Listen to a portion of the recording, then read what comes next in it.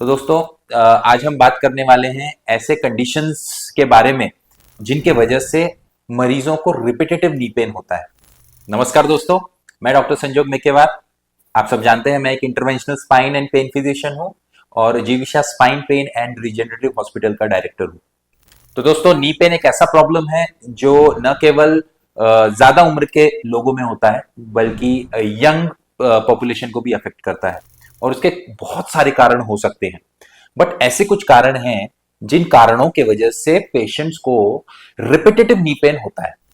आज की इस वीडियो में हम ऐसे ही कंडीशंस के बारे में डिटेल में जानकारी प्राप्त करेंगे। So the first cause for your repetitive knee pain is some kind of underlying knee condition. तो अगर आपको कोई अंडरलाइंग नी कंडीशन है, जैसे कि किसी तरीके का arthritis, it can be a degenerative arthritis like osteoarthritis, it can be an inflammatory arthritis, or it can be some other kind of arthritis like gouty arthritis.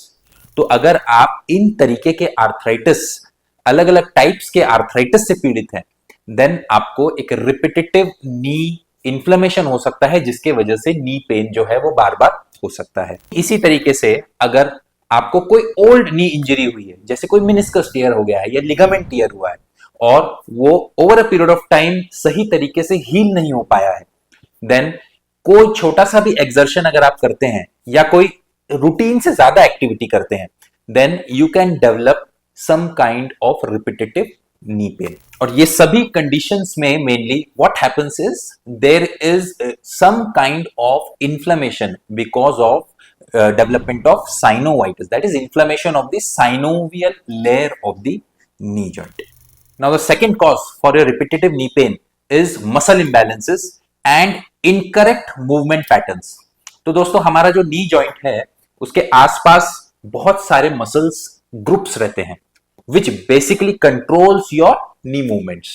Now if there are incoordination in the muscle groups, like if there is weakness of the muscles on the inner side of the thigh and there is tightness of muscles on the outer side of the thigh, then these imbalances will ultimately put increased stress on your knee joint and will lead to inflammation and knee pain. In the same way, if there is, अगर आपके चलने का जो ढंग है वो थोड़ा खराब है, आप एक तरफ झुक के चलते हैं या एक नी के ऊपर ज्यादा प्रेशर देते हैं, then these kind of incorrect movement patterns also can lead to repetitive knee pains.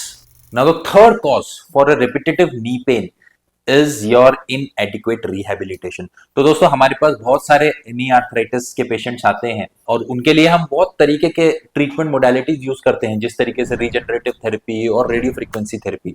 But हर एक ट्रीटमेंट के बाद what we basically advise and we firmly say to the patients is that you have to do proper knee rehabilitation.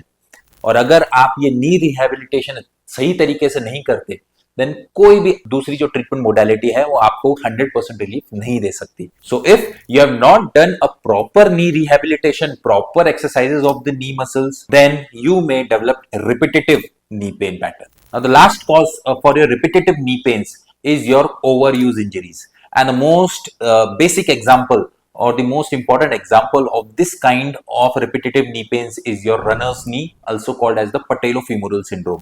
तो दोस्तों, आप generally देखते हैं कि जो जनरली डेली बेसिस पे रनिंग करते हैं, they have a tendency to develop pain just below your patella bone. Okay, तो हमारी घुटने की जो वाटी होती है उसके जस्ट नीचे यहाँ पे उनको पेन, थोड़ा थोड़ा पेन चालू हो जाता है। And if they don't take adequate rest, then this pain increases and this hampers their running ability.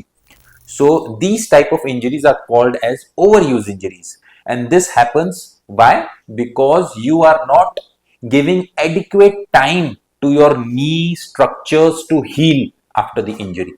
So अक्सर हम बोलते हैं कि जब भी हम कोई ट्रीटमेंट करते हैं कोई भी नी इंजरी के लिए, तो we generally tell our patients कि आप कुछ 3 to 4 वीक्स का रेस्ट लें ताकि आपकी जो बॉडी है आपकी इंजरीज को हील कर सके, and then you can go back to your physical activity slowly after doing proper warm ups and then enjoy the fruits of your physical activities.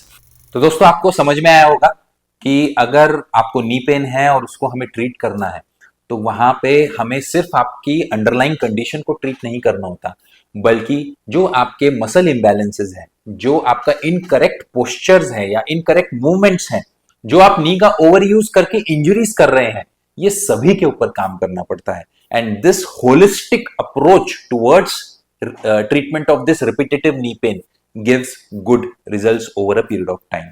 तो दोस्तों आशा करता हूं आपको इस वीडियो में रिपीटेटिव नी पेन या बार बार होने वाले घुटने के दर्द के बारे में जानकारी मिली होगी और आप ये वीडियो देखने के बाद वो सब चीजें अवॉइड करेंगे जो इस तरीके के नी पेन का कारण बन सकते हैं।